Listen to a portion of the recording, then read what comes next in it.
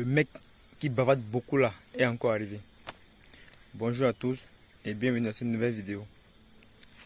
Comme d'habitude, je vous fais les vidéos concernant les petites formations.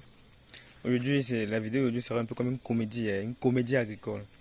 Parce que on va jouer en faisant de l'agriculture. C'est très bien. Quand on joue en faisant de l'agriculture, c'est bien, on est passionné. Plus vous êtes passionné, plus vous avez du plaisir à faire ce que vous faites. Et vous le faites régulièrement et c'est comme ça que vous le faites mieux et vous réussissez. Donc la passion est une arme secrète, surtout même dans l'agriculture.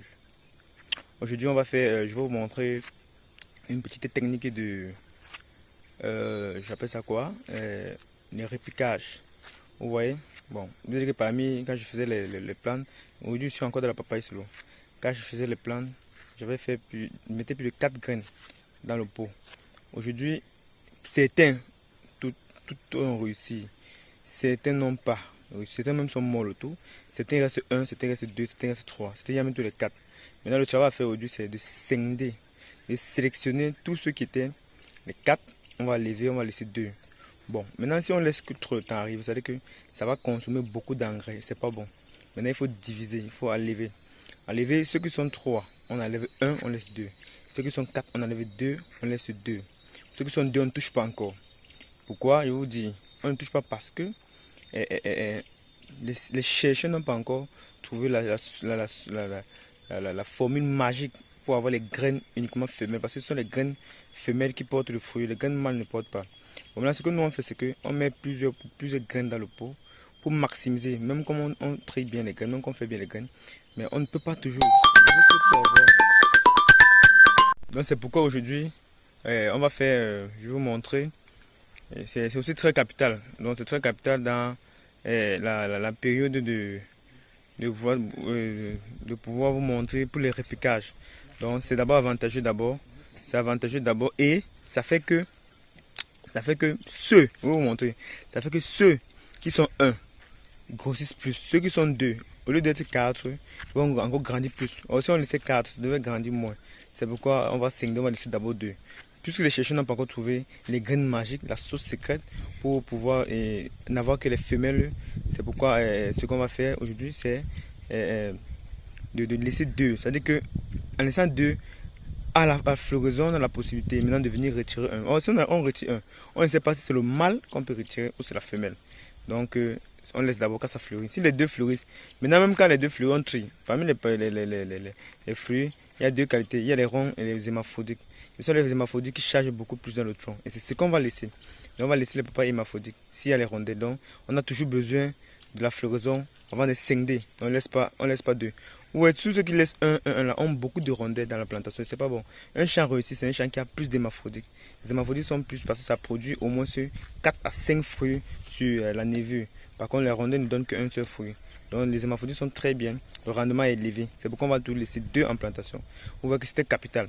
Aujourd'hui, là, je vais vous montrer comment on fait. On va scinder. On va dessoucher certains qu'on peut dessoucher pour aller répliquer. Parce que les criquets menacent ailleurs. Bon, on va dessoucher pour aller replanter ailleurs. Certains qu'on ne peut pas dessoucher, on va couper pour éviter de détruire. Parce que le but ici n'est pas de détruire. Si on détruit la mer, c'est pas bon. Donc on va couper ceux qu'on ne peut plus dessoucher. Et on va dessoucher ceux qu'on peut aller replanter ailleurs. Donc vous allez voir comment ça se passe. L'avantage du repiquage, c'est que les plantes qu'on dessouche, puis quand on va les planter ailleurs, ça peut, même pas que ça va avec le traitement rattraper ses frais. Parce que de refaire la pépinière, ça a une perte énorme. Donc pour rattraper en temps, on fait le repiquage. Donc on va directement les planter. Et il est noté qu'il faut planter ça très tôt. Parce que si vous plantez ça très tôt ou très tard, parce qu'il ne faudrait pas que le soleil les touche. Si vous plantez le soleil, ça va les freiner la croissance. Et si ça freine la croissance, c'est vous qui avez perdu. Donc, c'est à éviter. Bon, et maintenant, et pour faire cette technique, il faut vraiment être vraiment très prudent et ne faire ou amener que des spécialistes pour faire ça. Parce que et vous risquez de gâter vos plantes. Non seulement les plantes que vous enlevez, et même les plantes qui vont rester sur place. Parce que si il faut bouger les racines des plantes. Même les plantes qui restent, ça va les menacer et ils vont mourir. Donc pour faire ça, il faut vraiment savoir. Donc avant de faire la technique de repiquage, il faut maîtriser ça. Si vous ne maîtrisez pas, vous risquez de détruire vos plantes.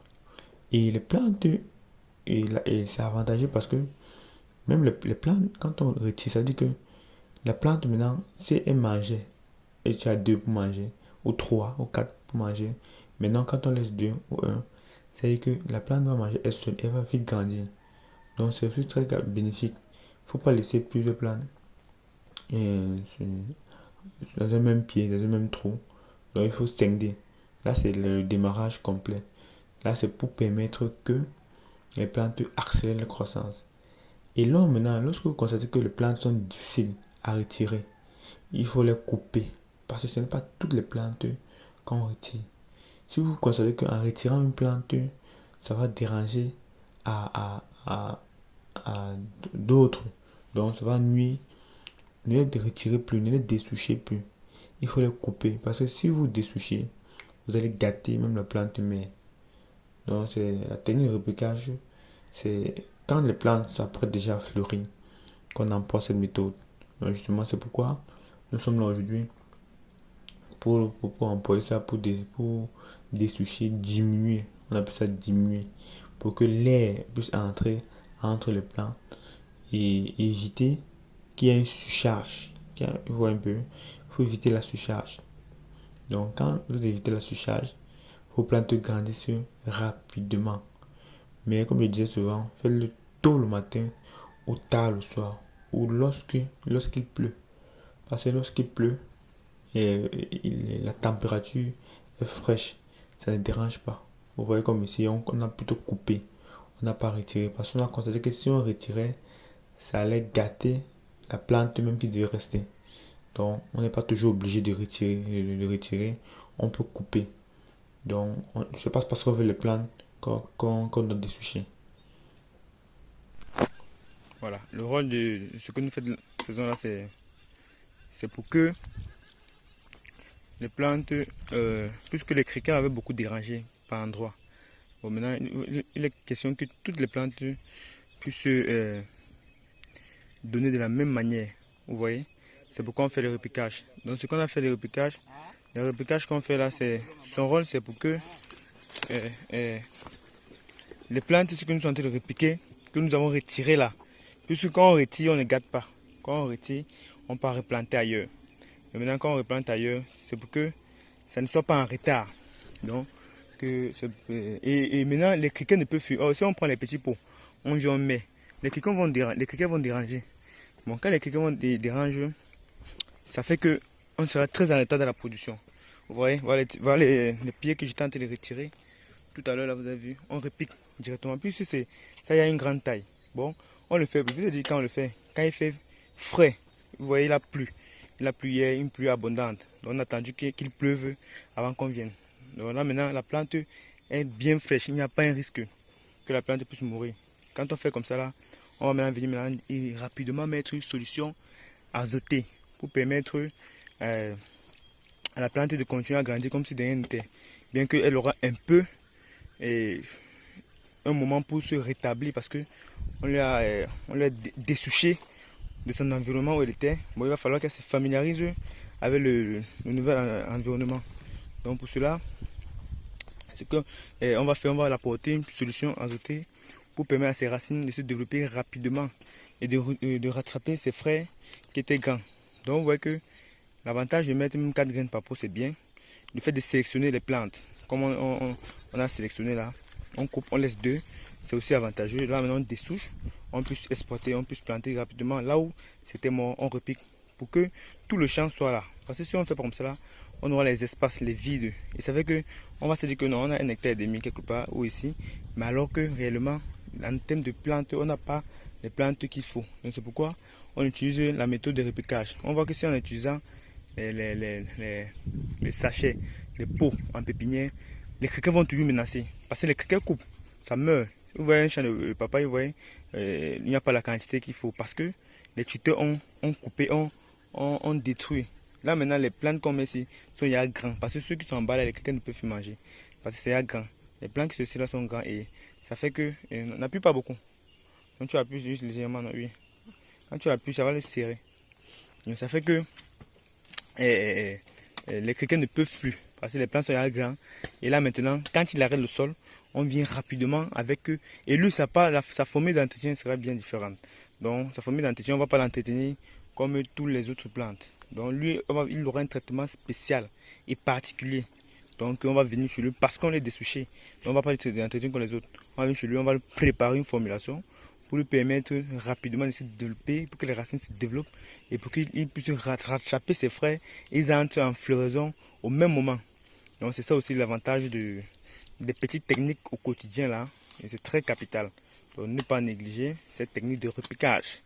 Donc si vous avez la même situation, comme je dis toujours, on ne gâte pas les plantes, on calcule.